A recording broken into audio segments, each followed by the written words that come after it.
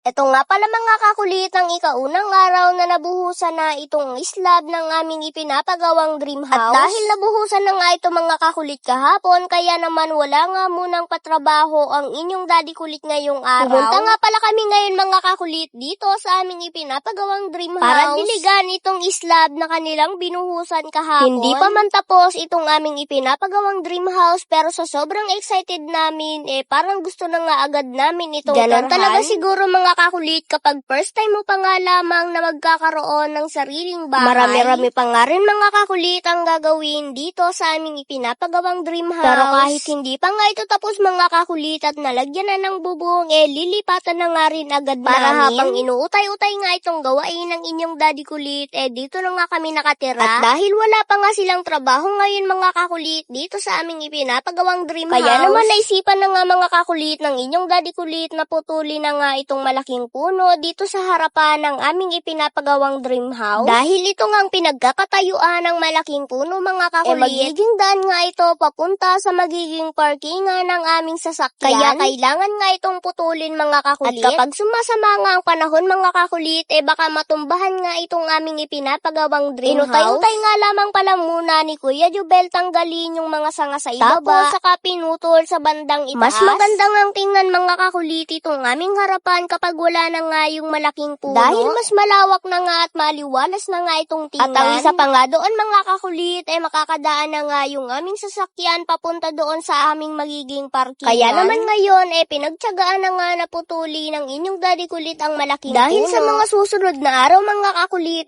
yung dream house naman ulit ang kanilang gagawin. At hindi na nga ito magagampanan ng inyong daddy kulit sa ibang araw. So, bali ngayong araw nga pala na ito mga kakulit, pinuputol na nga pala ng inyong daddy kulit yung malaking puno dito. At dahil wala nga sila ngayong magawa mga kakulit at nabubuhos nga lamang nung slab kahapon, kaya naman ito nga ang kanilang ginagawa ngayon. So, kaya dahil pinuputol na nga mga kakulit itong puno na ito, kapag sumama nga ang panahon, baka matumbahan nga itong aming ipinapagawang dream house. Kung inyo ang makikita mga kakulit, isang taon lamang yan Pero napakalaki na. Ayan Pakinlaki na ng inyong daddy kulit.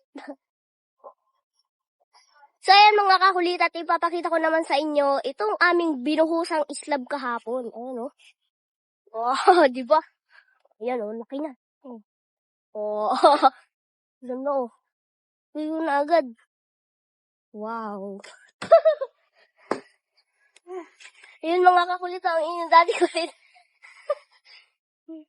Puputol pa rin ang puno.